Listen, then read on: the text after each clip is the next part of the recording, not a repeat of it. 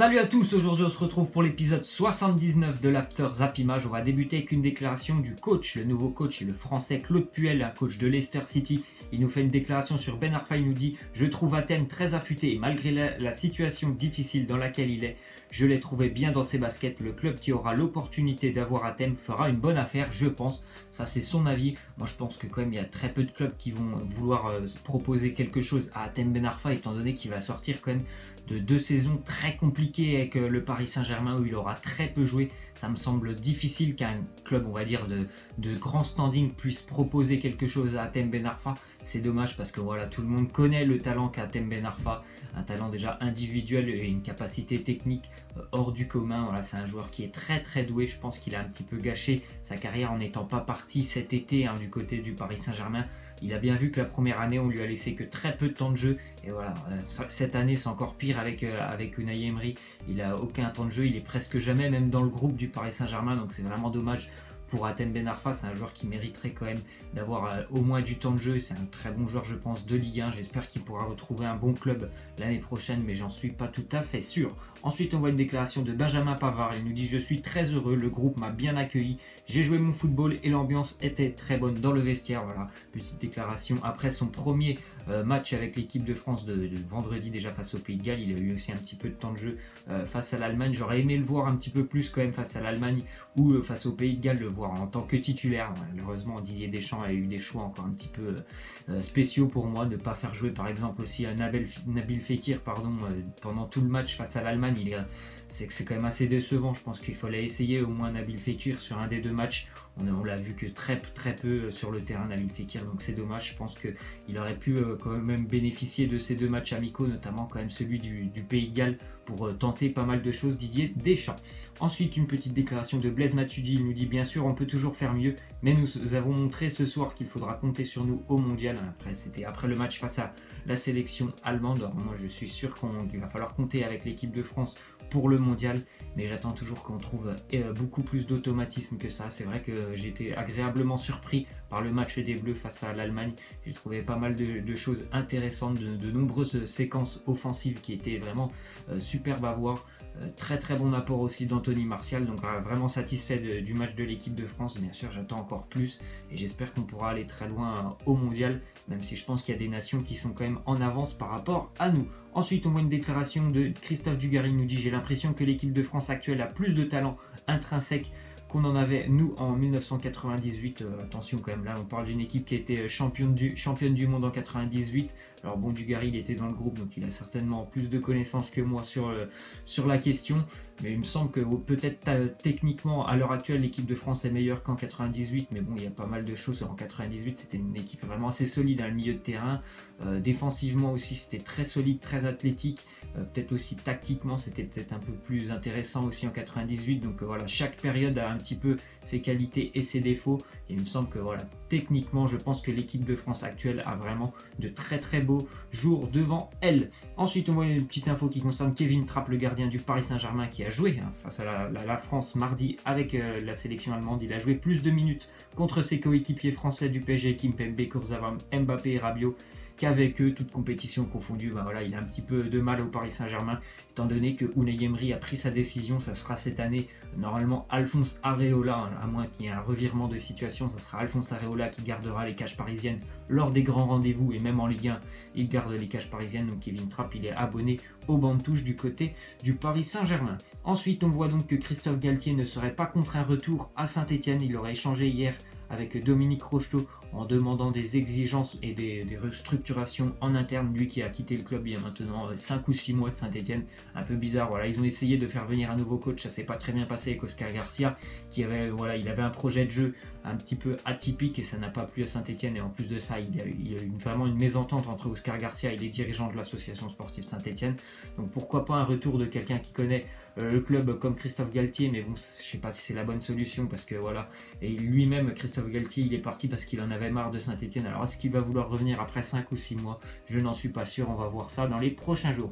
Ensuite, on voit que Lille a contacté Kevin Gamero qui joue très peu avec l'Atlético Madrid pour essayer de venir un petit peu aider le LOSC qui est toujours en énorme difficulté en Ligue 1. Est-ce que l'Atlético Madrid va le laisser partir? Je ne sais pas non plus parce que voilà, il y a pas mal de rumeurs sur le départ d'Antoine Griezmann.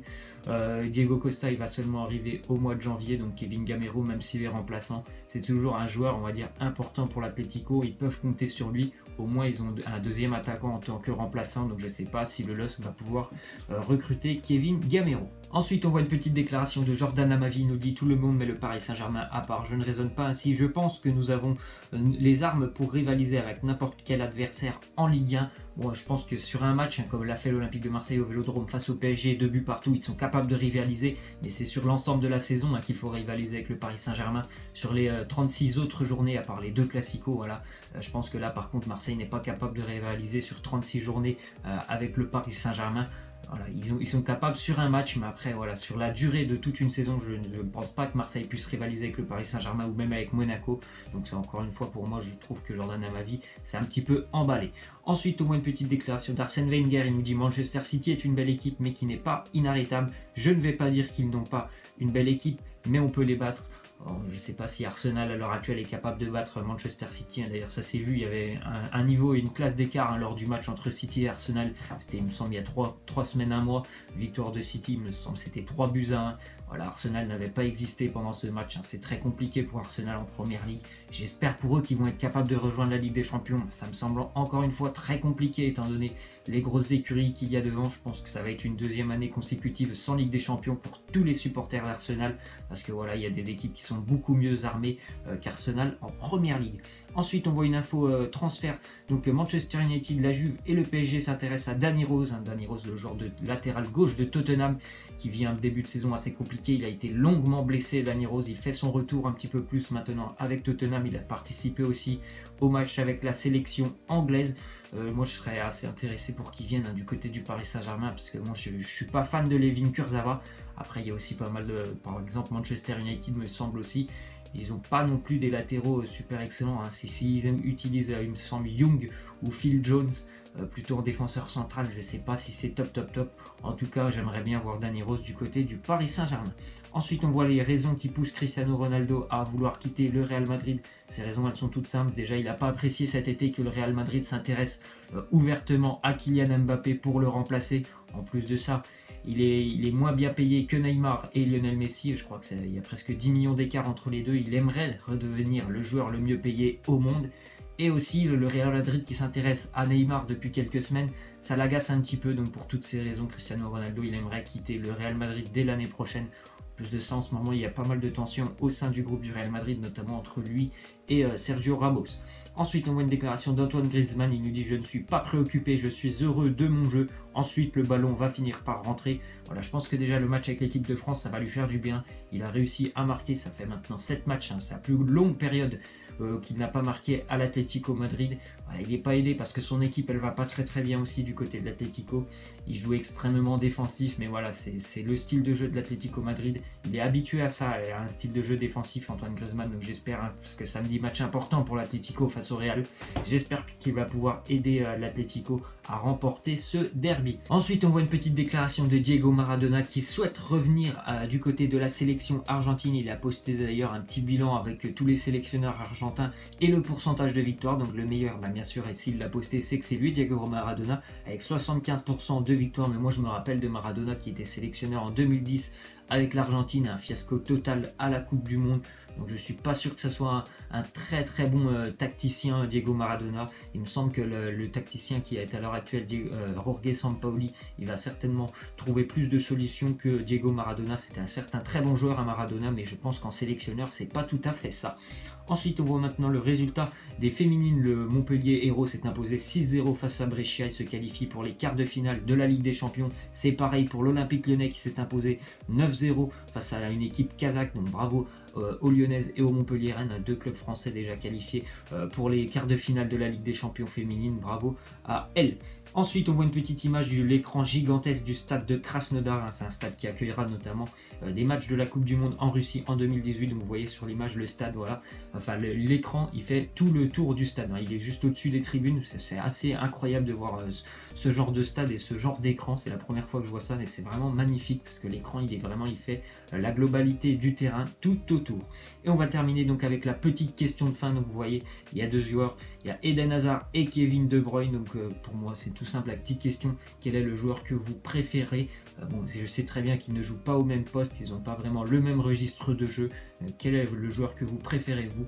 Moi, ça sera Eden Hazard, même si j'apprécie vraiment ce que fait Kevin De Bruyne, notamment avec Manchester City. J'ai toujours une petite préférence pour Eden Hazard, notamment pour sa période du côté de Lille, où il m'a vraiment marqué. C'est un excellent joueur de Ligue 1.